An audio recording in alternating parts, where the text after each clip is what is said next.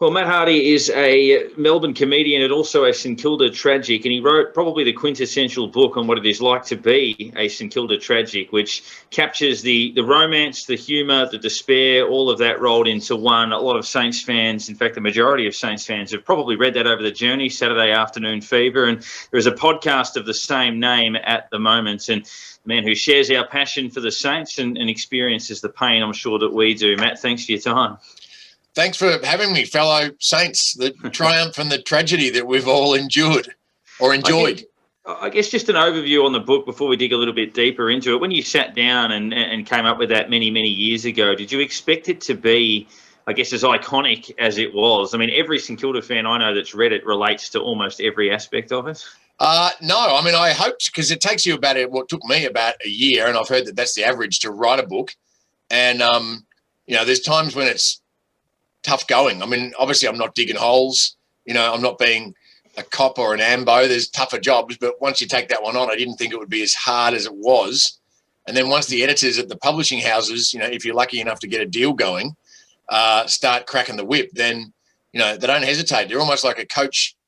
I know nowadays we're seeing a lot of, mental health issues with the young players, and I'm not sure what that's directly connected to. I'm not smart enough to have formed a educated opinion, but I do know that when I was a kid playing footy, the coaches would go, "You're fucking hopeless, like lift, bloody pull your finger out of your ass, or you're on the bench, mate." And so I used to respond well to that, and that's lucky because the editor they gave me at the publishers would just goes, "Mate, this is shit house. I tried to write a footy book and I couldn't sell it, and I can't believe you've managed this. What they've shown me so far, mate, it's a disgrace. I tried to get off the job and they've made me do it." So I thought, geez, that's a great opening conversation to tell me how shit I am and how shit the 3 or 4 chapters I submitted in order to get the deal were. But it somehow got the best out of me. I'm lucky that I do respond to, aggression. But I mean, a lot of people don't. And I wonder how many bloody good books there might be out there that never got finished because people couldn't hack the process. It's amazing because Parker's right. I mean, I think every St Kilda supporter I know has either read it or has got it on their shelf somewhere.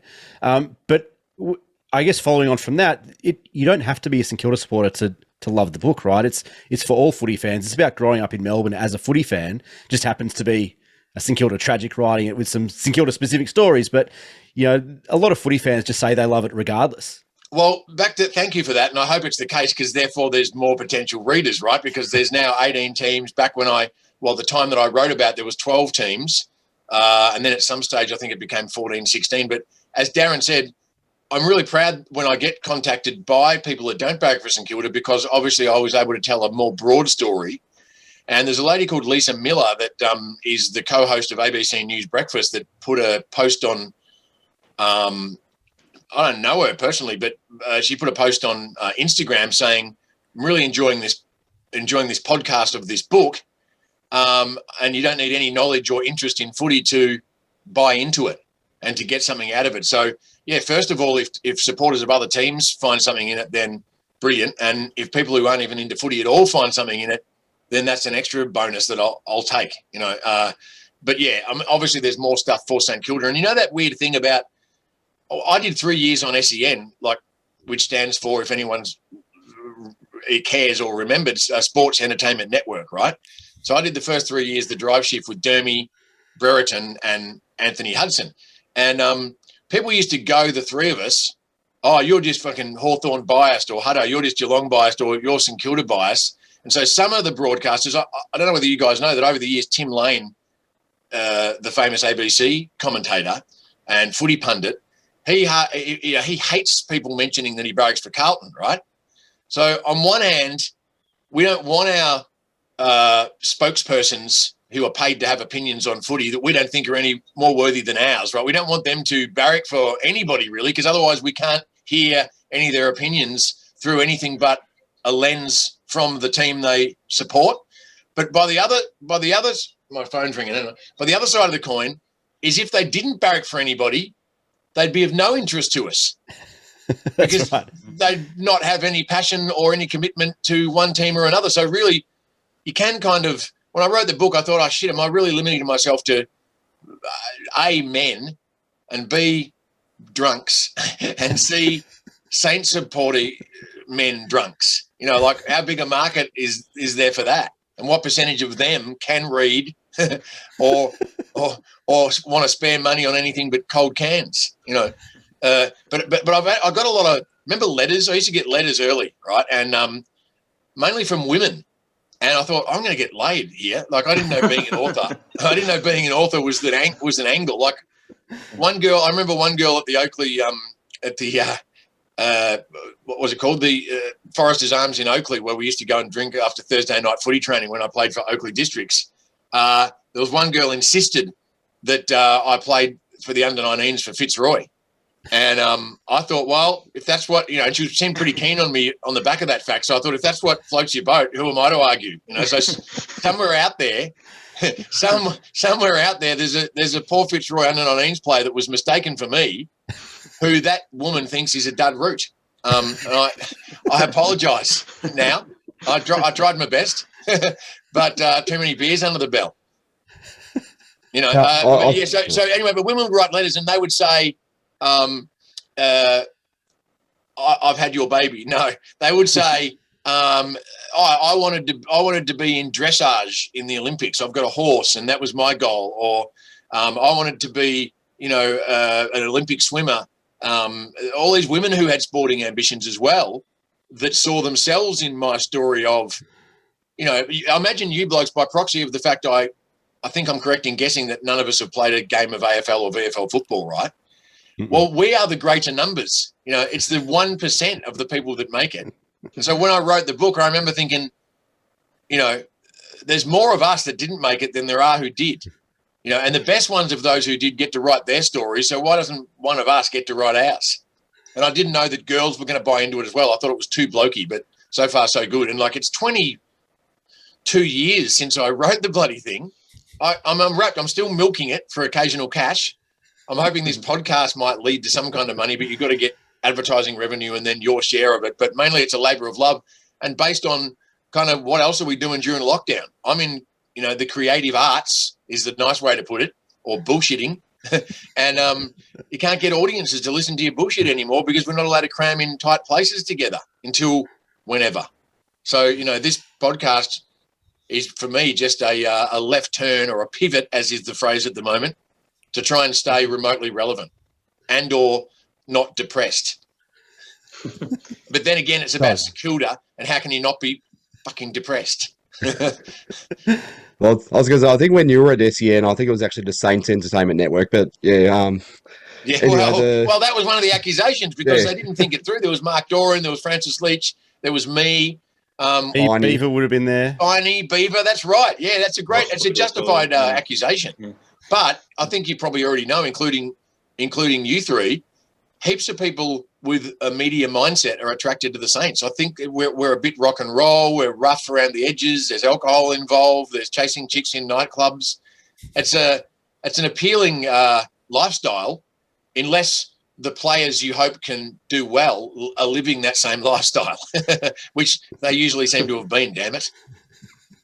Now, what I was going to ask was, is there anything in the book that you sort of go, I wish I'd left that out, or another situation of, I wish I'd put that in? Well, no, see, the weird thing is I don't know, maybe the books are like 280 pages and I probably handed in 380 pages, but I can never remember which of the 100 pages they removed, because they wouldn't have just removed a chunk of 100 pages, I hope. They would have removed, 100 pages in total incrementally. But I always get mates, even today I had a mate saying, why didn't you talk about that time? There's a guy called Jeff Palmer who played for me in the Notting Hill with me in the Notting Hill under 14s, which was Notting Hill was like a sort of splinter suburb from Glen Waverley. And I don't know why. His dad was a good bloke. Jeff Palmer was a good bloke, but on his birthday one night, which happened to be Thursday training, it was the middle of winter, his dad secretly arranged for all of us to throw him face down in a puddle and drag him into the goal square from the centre of the ground, the full length back into the goal square. Like, that's obviously cruelty. And his dad seemed to love his son, and his dad were both good fellas. But anyway, I wrote that story. He wished I had have written it, right? And I said, I did. And he went, no, I've just checked, like, it's not in the book. And I went, well, that must be an example of stuff that got cut out. No, there's nothing I left out. there's nothing in there that I wish I hadn't have done. Although there was one bloke who I'm mates with and have been forever. He gets mentioned, and I refer to his bedroom smelling like mouse shit. And many years later, I don't know if you guys remember, one of the first directions Nicky Winmar took upon retiring was to go play for, I think, Belgrave near Puffing Billy. And there was a Herald Sun centre spread one day that said, Winmar's averaging 43 kicks a game, which, pre-Tom Mitchell was unheard of. And they said he's just got the ball on a string. So me and a dozen mates got a minibus and hired a driver to take us out to Belgrave, and we, polished off half a slab each at least. And Wimar didn't get a touch that day, right? And so it was just our bad luck. But I bumped into this bloke, this kid I went to school with, who'd read about himself in the book and how I said his room smelt like mouse shit. And he'd had a guts full of Jim Beams by 3/4 time when we crossed each other's paths. And I went, "Hey, how you going?" He goes, "Don't fucking start on me, mate. What's this about my bedroom smelling like mouse shit?" And he started coming for me like through the crowd. And he always could have had me, and he still can, I think. But I had to bolt and say to the fellas, "Look, I've got to hide." And I go, "Who? What's happening?" I said, "Me mate, he's going to belt me." "Oh, what sort of mate is he?" "Oh, I said his room smells like, his bedroom used to smell like mouse shit." Right? And I go, "What?" I said, "Just fucking stand in front of me." So I probably regretted that day, but otherwise nothing's come back to bite me. I guess with Tom Mitchell, it would have been 43 hand passes, and hopefully that. Oh, hang on, look out! Hopefully Shots that fired. Fitzroy player from the under-19s wasn't Jason Heatley, who was on our podcast, who I think was in their under-19s for a while. He was for a while. He might have even played a couple of twos games for him before he went to West Coast, but The one thing that stands out that I remember is the suburban footy. I just got the back end of that as a kid. I saw a couple of games at Moorabbin, Whitten Oval. I saw a few. Princess Park. I saw a few. That to me, that tribalism that it doesn't quite exist now because half the teams play at the MCG and half the teams play at Marvel. But the uniqueness of Arden Street and Moorabbin and Glen Ferry and all of those sorts of things is probably the one thing a lot of us missed the chance to see.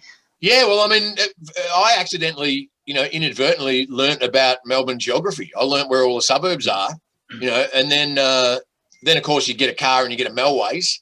And nowadays we're all like ruled by the GPS. I've forgotten where all the suburbs are in relation to each other. So I've uneducated myself about Melbourne, but the original education was accidentally through the Vic Rail train system, just catching from Glen Waverley Station or Sindel Station, which is the closest one to me between Glen Waverley and Mount Waverley. And, you go into Richmond or Flinders Street and then either catch a tram or a co-joined train or, and I remember walking from Essendon Station to Windy Hill, the Bombers' home ground, and always seeing, like, which isn't funny, but it's a fact, like domestic violence through lounge room windows. You'd hear it first and then look through and go, "Does that bloke just belt that woman? Bloody hell," and pick up your pace. And luckily for me, there was none of that in my family or in our neighbourhood that I knew of. And so you get real sort of fixed impressions of suburbs that might not necessarily be fair or correct, except for Collingwood, which was full of arseholes and still is to this day. Matt, whenever I talk about your book and your stories with people who have read it, obviously there's always one, I guess, that jumps to mind, and you probably get asked about it a lot. But I remember when I was growing up and, as a teenager in early 20s and whatever, I always loved to be able to get a girlfriend to wear my footy jumper or whatever. But the story in the book, the long blonde hair and the number 1 Trevor Barker jumper, is it true? Yes. And I'm hoping to get the girl, I'll tell her first name, which is Sharon. I still know her. And I'm hoping to get the girl onto the podcast to confirm and or give her version of events. Because I've probably protected myself in my version of events, although I'm pretty harsh. I don't think I could be more harsh or more disparaging about my own efforts that evening. But maybe she's got, a worse version of events. Hopefully it's all above board either way. But, that is totally true. I used to, and I still am, I hate being so skinny. And I used to think that was, like, not masculine. And the girls wouldn't like a bloke who was so skinny. So I would wear, like, a wind cheater under any shirt, which got tough in summer, to try and look like I was bulkier. And then on this one occasion, it was after Plugger in 87 kicked his first 100 against the Bulldogs. And he was only 21, by the way, and people now go, "Oh, give Matt King a go." Luckily, Max King's got some traction now, but earlier in the season when it looked like what the hell's happening, he's going backwards fast, people were going, "Give him a go, he's only 21. Well, Plugger kicked his first 100 at 21, all right? So lift, Max King. But it was that night And that's part of the thing about the book is when St Kilda had a rare success, so did I. And I remember checking all the dates and doing the research going, there's no way that these good things that happened with me perfectly align with the good things that happened with the Saints. And they did, but it was perfect for my purpose, which was, the majority of my life was failures. And so was the St Kilda results. But, yeah, that night we went to Derby's in Caulfield. And this girl turned out to be, that girl in particular, I'm not sure if I mentioned it in the book or not, whether that bit got edited out, but it turned out she was a big older sister of one of my mates. And so, you got mates at school. I look back at my old photos lately for the purpose of doing this reading of the book for the podcast. And there's mates that sometimes I'd be best mates with guys at school, but for some reason or other, we never, ever went to each other's houses. They were just literally schoolmates. Yeah. And so I had a schoolmate whose house I'd never been to, or vice versa. And therefore I didn't know that he had an older sister who'd left school, who'd finished. She went to our school, but had finished like the year earlier. And so I just knew that this beautiful blonde, well, she was beautiful to me. I'd had a guts full of grog. I'm sure she still is, right? But this gorgeous girl was coming on to me, and I'd never been come on to before. I was normally like, just absolutely humiliated every time I found a way to pluck up the courage to approach a girl. But this girl approached me and then quickly said, do you want to come back to my house? And I sort of looked around thinking, what's the catch? Am I being set up here? And it turned out to be fair income. But, yeah, we got back to her house and, took the obligatory half hour trying to get the key in the door. And she said, shush, me parents are here. And she never mentioned having a brother. And then she was at the end of the room. And then I remember hearing when she said, you go ahead into the room and I'll join you in a minute. I don't know whether she was going to powder her nose or whatever women do. And that to me was confirmation. I wasn't just in her house, but she told me to go into her room. And I virtually heard, Mike Williamson go, Jezelenko, Yobiote, in my mind. And then, I was struggling to find the right place to put myself when we got down to it. And we'd just undressed in the dark and she hadn't seen me, St Kilda jumper hit the floor first. And obviously I was hoping hadn't seen how skinny I was in any normal light, undressed. And then every particular disaster you can imagine, all the cliches occurred to me. And then she goes, oh, I bloody knew I should have grabbed your mate instead, which didn't help matters. And then she said, oh, what's this? Oh, you're kinky, are you, or something? Do you want me to put this on? And before I could think about yes or no, at that point I just wanted to escape because I was so ashamed of myself, and I realised I hadn't represented my fellow man very well. Or your footy club. Yeah, or my footy club. And so she literally had long blonde hair, Sharon, whose surname I won't mention unless she lets me, when and if we get her on a future podcast. And she did, and she just happened to reach up, to grab the top of the bedstead, and so it kind of like, and she had the long blonde hair flowing over the number one jumper. And this is the jumper in question. I've still got it. You can probably see the Yoplait. Oh, brilliant. Yeah. And that's supposedly worn, and the VFL logo, and that's supposedly worn by the Trevor Barker in a real match. There you go. And worn by the Sharon in a real social circumstance. And then she caught me about an hour later trying to like sneak out the window. And because I thought, I'm not going through the house. I don't know the lay of the land, the house's design inside. I just know that there's a window, and outside that window is my home somewhere. And she caught me and goes, oh, you've humiliated yourself. Don't humiliate me as well. Right? Anyway, then in the morning, she shakes me awake. I finally got to sleep, passed out with, a guts full of bloody, I don't know, probably Southern and Coke or something disgraceful. And she shakes me awake and goes, oh, I'm going to get my brother to give you a lift home. I go, no, your brother? No, why? I don't know. I didn't know I knew him, that he was in my class, that he was my mate. And I go, don't get your brother. So she just leaves the room and shuts the door behind her, and I'm trying to gather my stuff and thinking about bailing out the window again. And then there's a knock on the door, and it opens before I could say or do anything, and it's my mate goes, oh, Matty Hardy. Oh, here you didn't manage to get the job done last night, buddy. How about I help you out here and help? And I went, oh, I'm ashamed. I go, hit me anywhere, even the face. He goes, shut up. Like they were one of those almost creepily liberal families, like it was no big deal that I might have been in bed with his sister to him. Anyway, so that's the extra edition I don't think was mentioned in the book that was on top of the other whole cavalcade of catastrophes that occurred. God bless her, though, for giving me a go, right? Well, and our message to Sharon is, Sharon, get on the podcast, mate. Get on the podcast and tell your side of the story. Look, I know she was married with a kid. I don't think she is married anymore, but it depends on how much of her laundry she wants to air. But, I'm sure I'll soon find out one way or another. But I would like to give that story veracity, because the very fact that you ask if it's true is something I want to – look, if it's not true, who would voluntarily talk about being so bad in bed? Well, I guess to sell a book. Yeah, fair enough. But then the cynical part of me says, well, if you want to sell a book, you tell some interesting that's stories. Fair enough. I think, well, I'm not above that, but it actually did happen. So you then took the book and turned it into a live show, which I know 2 or 3 of us have been to the show. I'm not Darren. I'm not 100% certain about. Yes, been it a couple of times. Darren, so we've all been to it. Great. Thank you. I went to the original one back at Crown, back in a nice. Wow. Felt like a hallway. I'm not sure what the room was we're in, but it felt like a hallway. It was partially, you say a hallway, but they managed to pack in 290 people a night in there. But it was a kind of hallway. It was what they'd done is they'd refashioned a space, because it was the first time they'd been a part of the Melbourne International Comedy Festival. And they only had big rooms, for like Frank Sinatra cover bands with big brass sections and stuff. So they fashioned a temporary space that did, luckily for me, because it sold out every night, hold 290 people, but it wasn't an orthodox room by any means. And that's the first time I'd ever tried to work with multimedia, with images and vision and sound effects and stuff as a part of the verbal storytelling show as well. But because I'd done 10 years of stand-up in London before that, and so I wrote the book in 99 due to being homesick. Couldn't believe I got a deal, got it published. They flew me back, and I ended up being on like Hey Hey and Triple R and Triple J and Triple M and bloody everything. And no one had ever heard of me before, so I don't know how that happened in hindsight. I'm still a bit baffled, but, I won't complain. And then I think I did reasonably well in the process of promoting the book on all those opportunities.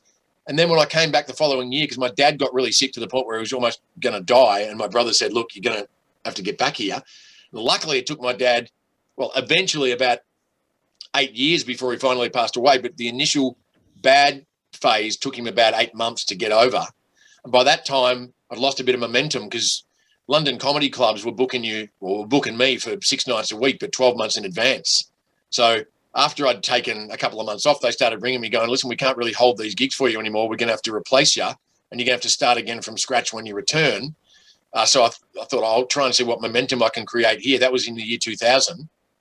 And I got to host a Comedy Channel Tonight show called The Big Schmooze with Dave O'Neill and Kate Langbrook as my sidekicks. I mean, whatever became of those guys? Anyway, so, and then I made a reasonably good fist of it, but I thought I need to do something live that's slightly different from just a half-hour stand-up show where you talk about any topic. And someone suggested, why don't you try and do a theatrical version with a bit of stand-up skill involved of the book on stage. And luckily that's the first one. In fact, Aaron was at the Victoria Hotel just by the side of the Melbourne Town Hall in the year 2000. And then the one you saw, I think, was maybe 2005 or 6 at Crown. And then 2003, I think. 2003. And then in 2019, which was the 20th year anniversary, that was the excuse I went with, just before COVID kicked in, I did what I thought was going to be my final ever, season of it. But I mean, this podcast so far seems to be getting so much momentum that I reckon I could possibly do it again if I have to, and maybe, get a crowd one extra time. My old man's always told me a story of Moorabbin back in the day, where he'd stand next to the animal enclosure behind the bench, and there'd be the same guys that would stand around him every day. And he said there was a gentleman that stood behind him, an Italian guy who didn't say a word for about 5 years at Moorabbin. Yeah. And all of a sudden, one day, there was a massive punch on in the crowd. I don't know what happened. There was a massive blue. And Dad turned around and the guy behind him just pulled a knife out of his bag. What? He hadn't said a word for 5 years, and all of a sudden he just pulls a knife because there's a fight. He's like, I've got your back, boys. It's all good. Those sorts of quirky stories, I know there are probably a lot of them in the book, but is there always a standout memory of even going to Moorabbin thinking, yep, that's that sort of sums up what that experience was like. Just these. Well, I don't know. quirky- Yeah, it's interesting. I don't know whether you've seen that documentary called Heathens. It was made quite a few years ago about the blokes behind the goals at the grandstand end, and not the cheer squad, but maybe a bit further back, almost back toward the front of the grandstand. But there was a bloke called Chook that used to shout out, "You tape up rats," right? As if he was suggesting some perverse sexual proclivity, right? Like, "You tape up rats," he'd yell. And then he said he yelled out to Paul Salmon, he says to Paul Salmon, "John West fucking hates you," right? And then he yells out to Stephen O'Dwyer, the Melbourne ruckman with a big head of curly red hair, known as Straubs. He goes, "Ronald McDonald wants his fucking wig back." And half the time, a lot of those games were sparsely attended. And I remember that day, Danny Frawley was like almost on the ground, like crying with laughter because the players would hear it. And Danny Frawley's down on the ground, like crying with laughter. And Stephen O'Dwyer, the Melbourne bloke who was the subject of the insult, he's like walking toward the fence going, "Who fucking said that then?" Right? And then that made the crowd go even more berserk. Once we realised they could hear us, it was open slather. But some of those blokes, I just found this. That's the so I was in the cheer squad. That's the Saints Cheer Squad 1983 badge. And then they used to come up with these badges like Saints Mania. Do you remember these? Obviously, someone was employed to come up with, I don't know, slogans that were original so you'd keep on purchasing the merch. But this is my favourite, and this is fair income. You had to be a member of this. I mean, I was by accident, but Saints Grog Squad with a Foster's can on it. With the old heart-piercing pin-on part at the back. Oh, yeah. A little bit of a different Saints coterie to what you'd see these days. Well, yeah, it's much more, like Lawrence says in one of our episodes, there's that bloody dob in a bad fan hotline now, isn't there? Yeah, there is. But I can see why, because they, just used to be drunk men, basically. And then they obviously worked harder and they got, I think it's now 52% women in the audience or in the crowd at any given game, or when and if you can get crowds again. And a lot of kids, and I've got kids now, and I've now turned full circle. I'm taking umbrage if somebody's using bad language in front of them. I mean, not that there was any kids anywhere near us or any women for that matter, but it was, they were heathens. And I remember Chook, he was the guy that yelled out the great insults. And I remember another bloke who we called Donuts, because he used to chuck donuts at the goal umpire when the goal umpire still had the white jackets. And the jam would leave spots on the bloke's back. It looked like he'd been shot 6 times from behind. But he would just buy donuts to throw at the umpire. He was a good shot too. And there was one time he turns up and he had all these Polaroids of him and some chick in like pornographic poses. He goes, "Oh, have a look at these. Have a look at this Sheila. Oh, she's a bloody good sort." And we're looking at these we had no choice. He was shoving them right under our noses. It was like weird. And then next minute the cops like come out of nowhere, right? And instead of running, he leans toward the cops. He front foots it and he goes, "Look at these I found. They're a bloody disgrace. Someone's been taking the photos of me with my girlfriend through the window. Bloody, I need to catch this fella." Right? And they go on, mate, piss off. And they take the photos. And as they strolled off, we saw them like glancing through themselves and having a laugh. This stuff really happened in my life as a 12-year-old boy. I thought, what's going on here? And I remember thinking, I felt betrayed. I was half excited and half like, I felt like I'd been betrayed that this had been obviously going on for many years and I had no idea. I was grateful that I'd discovered it, but I also felt like I'd missed out on more of it beforehand. Well, we've had a lot of former players, coaches, kind of whatever type of Saints characters on this show before, but what's your strongest memory growing up of being a Saints fan? And obviously you've told all these stories in your book, but I guess for our listeners that haven't read, if there are any, what do you remember about growing up being a Saints fan? Trevor Barker. Right, that's the original Trevor Barker badge there. There's another one, like a cheaper, lesser design. But meeting Trevor Barker, like seeing him on the front page of what was then The Sun, because The Sun and The Herald, you might remember, you're probably younger than me, used to be separate papers. The Sun would be in the morning and The Herald would be in the afternoon. And The Sun on the Monday morning after Barker took that screamer at Windy Hill over Essendon's Dennis Scanlon, just like a ballet type pose. It was perfect. It was like it was set up for the cameraman. a guy called Lee Henningham, who's still around, who's a brilliant Melbourne photographer. He managed to capture it. And that to me was just like, forget the Marvel Universe. That was like the hero I needed. And I then just, he happened to also be, so then I got into footy on the back of seeing that photograph. I was like 9 or something. I was like a late starter, really. And I just thought, who's this guy? Looks like he's flying, and the long sleeves and the blonde hair and the number 1. And I liked the colours, the combination of the red, white and black. It was that basic at that point. And then I bought my first packet of footy cards at Pinewood Shopping Centre, the Milk Bar. And, I almost can remember now hearing the bell tingle as I walked back out and opened them up with that wax paper wrapping and seeing the pink sticker Chewy with the frosted icing sugar on top. And Trevor Barker was looking right at me. And I thought, what a ridiculous coincidence. And then, I don't know, he was good looking and he looked friendly. And I knew that face, because the Barker photo of that famous mark was taken from behind, so I never saw what he looked like. But then to go see him in a real game, like over the other side of the fence, and when you used to be able to have a kick on the ground afterwards, that stinky mud that you'd kick your footy on, and just go, this is like the stage on which the drama unfolded. We're allowed on it, straight after it's over. But then, somewhere, somehow, well, I know where it was. It was on the ground. It was in the grandstand of the next year's pre-season game where Barker was sitting out with an injury. And I just saw him sitting up there by himself with footy shorts on and a T-shirt watching his teammates in an intra-club practice match, and just plucked up the balls to go and say good day. And I went, oh, excuse me, Mr. Barker. And he goes, call me Trevor. Right. And I just almost like passed out. I couldn't believe. And he goes, take a seat, mate. Because I was sort of semi-standing in front of his vision. And then I must have asked him like all the standard, almost footy record questions. Oh, who's your favourite opponent? What's your, just wasted his time. But he answered all my questions, waited almost like Dan Andrews, waited till everyone had asked everything they wanted answers to. And until the point it was, he let me decide when to go, which was probably about 8 days later, really.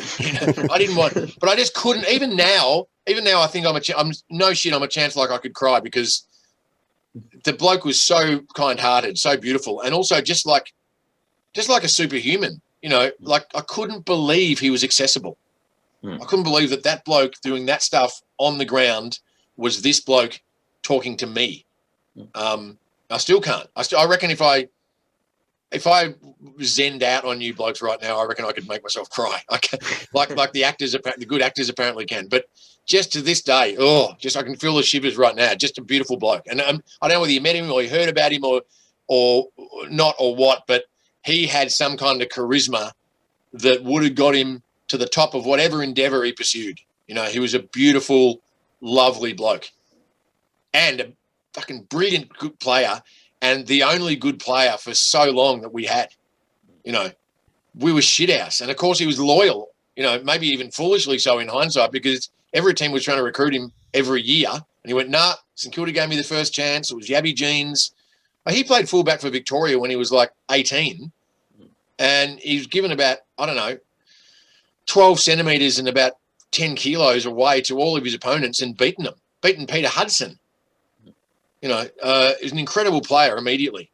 But then even in his heyday, he adjusted almost like Dennis Lilly or players that get injured and have to play different in order to survive, like Tony Liberatore did. You become a different type of player to still ensure you get a game at that level. But yeah, I know I've gone on for 50 years, but you started it. My abiding memory, my strongest memory is meeting and watching, the Trevor Barker.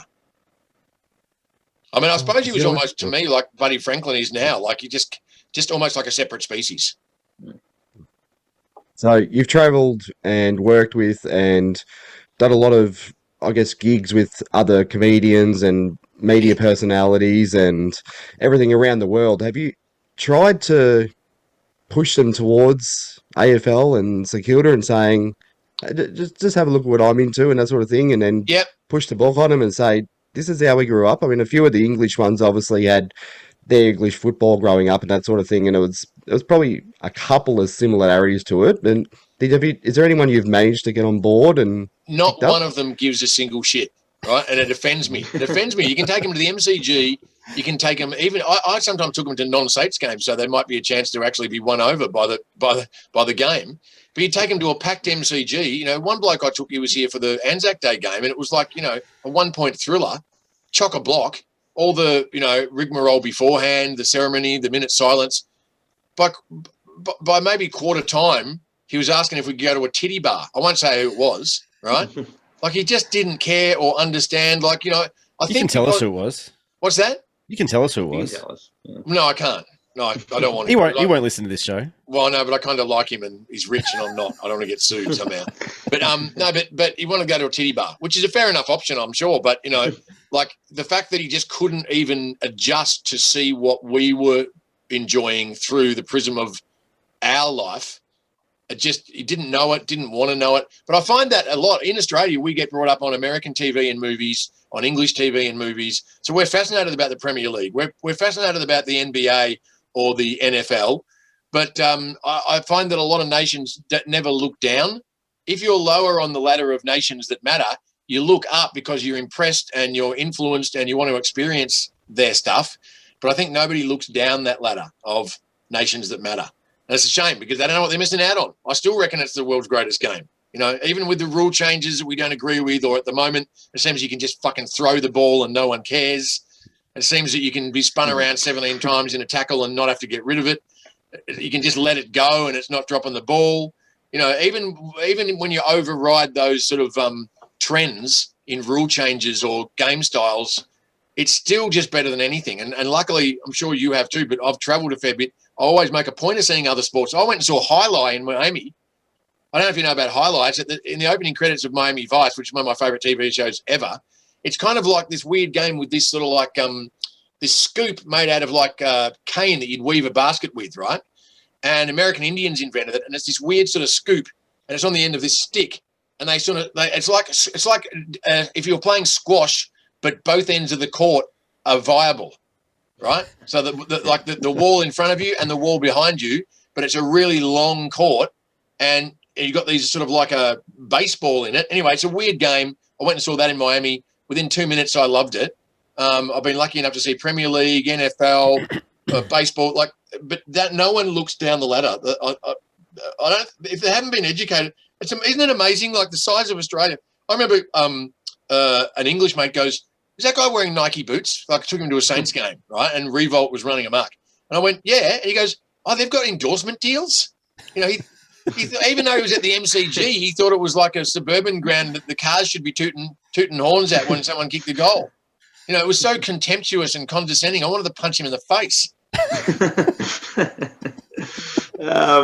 If you could picture, I mean, we all picture this, and we know that it may never happen, but if you could picture grand final day with St Kilda winning a flag, how long do you reckon it would take you to resurface? What do you reckon the aftermath of that would look like? Would we see you in November maybe? Or? Yeah, it'd be 2 weeks, wouldn't it? I mean, on the occasions we have won a grand final, I mean, I rarely have a day job. I'm self-employed or unemployable.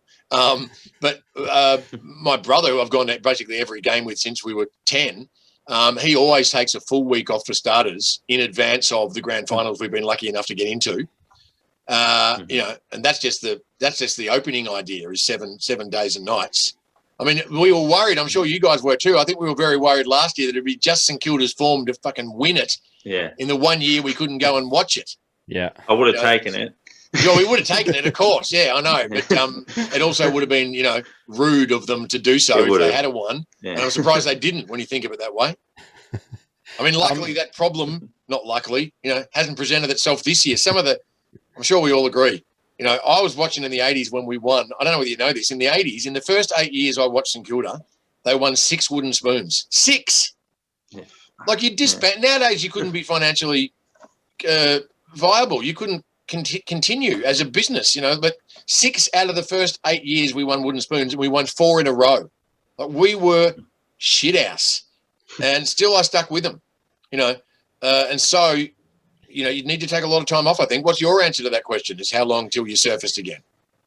Yeah, well, I took a week off for the drawn grand final when we played Collingwood, but didn't have the leave to take the week off for the following matchup, which ended up being a nightmare. But yeah, they had the courtesy to not win at least. That would have been, but that would have been the that would have been the starting point for me. I might have got home Monday, Tuesday for the first time, but I might not have stayed home long. So Yeah. You'd just have to regroup, have a shower, clean set of undies, go. That. Shower, change, and then go again. Mouthwash or brush the teeth. Yeah. I mean, I don't go overboard. But, I'm always envious of the next day when they're at the home ground and there's like 10,000 people, you know what I mean, cheering on the players that haven't had a wink of sleep since the final siren, buying every possible bit of bullshit merch that they're flogging off to you. That's what I envy probably more than Bring anything. it on. I remember still doing that in 09 after we lost in 09. Same here. So honestly, it was like a funeral, right?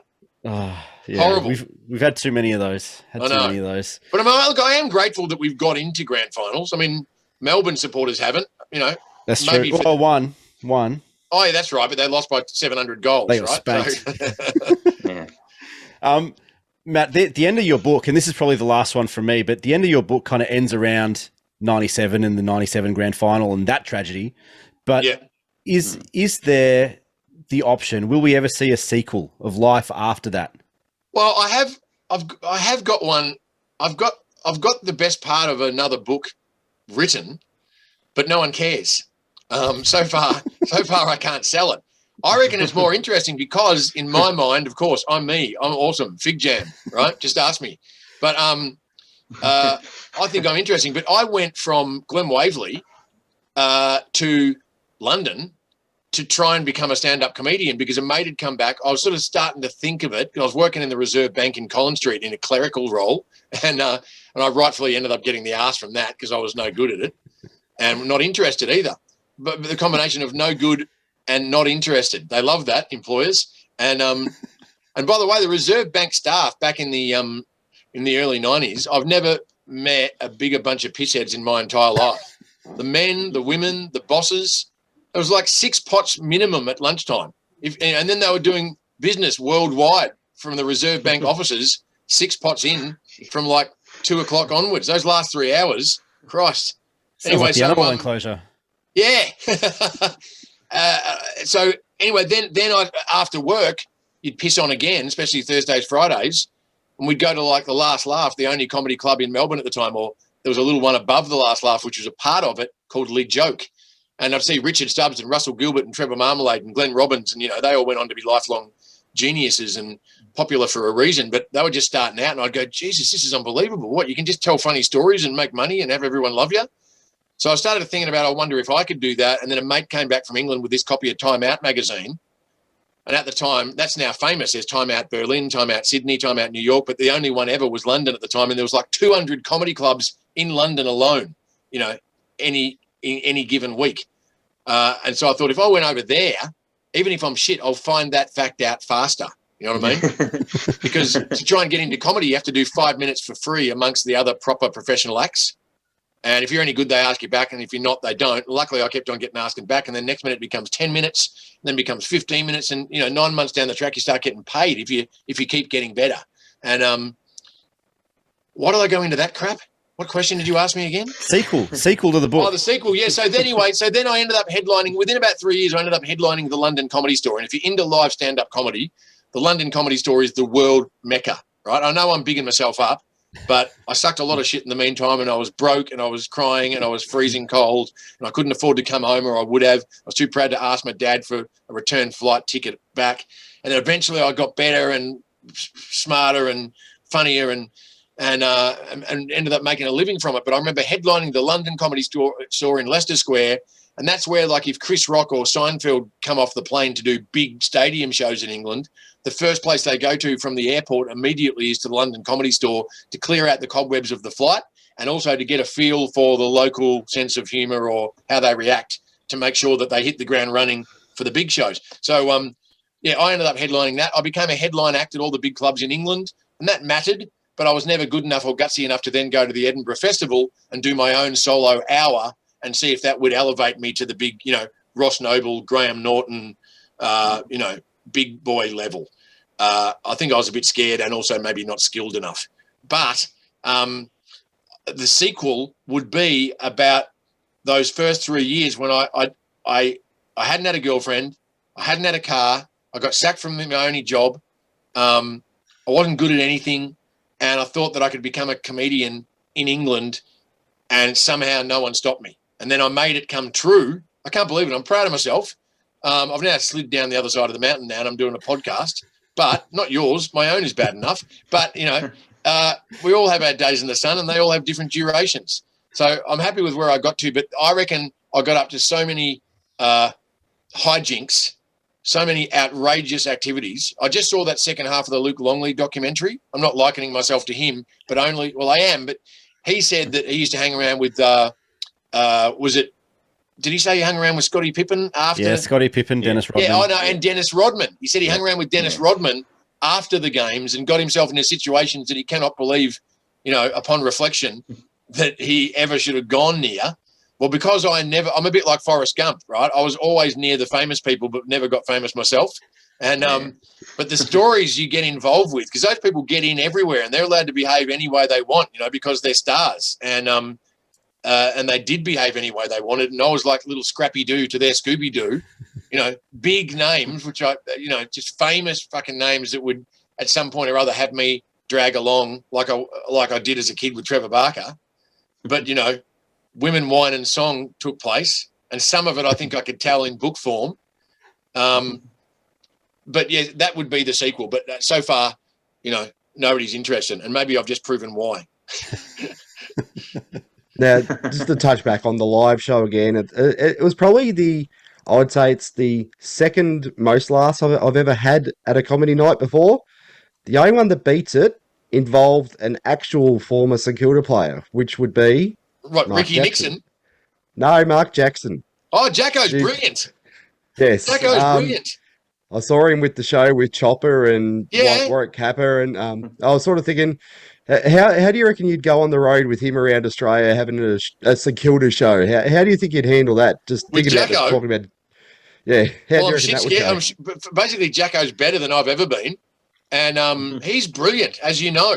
Honestly, his half-hour show, because he became the Energizer battery guy, and then that ad went berserk in America, not just here, and they only knew him as the Energizer guy. They didn't know that he played footy or what footy was, and then he got his own TV show, didn't he? A bit like MacGyver, called The Highwayman. And it didn't last long, but that led him to hang around with more famous people in America, like I got to hang around in England. And so he was getting taken, into Playboy Mansion and for big old parties and stuff, and he's got stories to prove it. But no, look, I think Jacko's too big a lunatic. I'd be scared of him on and off the stage, and I think I couldn't be better than him, so I'd steer clear. It's a nice idea, but I did enjoy watching him, and I was very pleasantly surprised about how brilliant he was as a live performer. Right. And also, he's got one of the highest goal per game ratios to this day for people who've played 100 games or more. No, he was a freak. And he only 10 played for us once. Yeah. Well, he played 10 games for us and got the arse, but he kicked 40 goals. I mean, that's 4 a game. And the reason he got the arse is quite funny. I remember the story Tony Jewell told it, where they had a young Tony Lockett coming to it, and they're like, we need to get this kid a bit of exposure. And they said to Mark Jackson, I can't remember what it was, they said, the plan is, look, you'll do a bit of decoy stuff and, you'll be the main man a bit, but we need to bring Plugger into it. And all week he's like, yeah, no worries. And they trained for it, blah, blah, blah. Apparently he was walking down the race to start the game, and he went to Tony Jewell and said, I'm the only bloke who kicks goals around here, mate. No fucking plan today. And then just went out and played. And I think he kicked 10, but Tony Jewell was like, nah, not having that. And that was the end of it. But as we let you go, in terms of how people find your pod, obviously alongside Lawrence Mooney, and how they can check that out. Well, yeah, so it's called Saturday Afternoon Fever. Thanks for having me. I appreciate you helping me promote it. Saturday Afternoon Fever, which is a play on Saturday Night Fever, of course, the famous film, but based on the fact that all the games used to be played on a Saturday. And, they were the heydays of my life as a footy fan. And now we're having done the live shows that a couple of you so graciously attended and ranked second below Jacko. I'm seriously never been so honoured.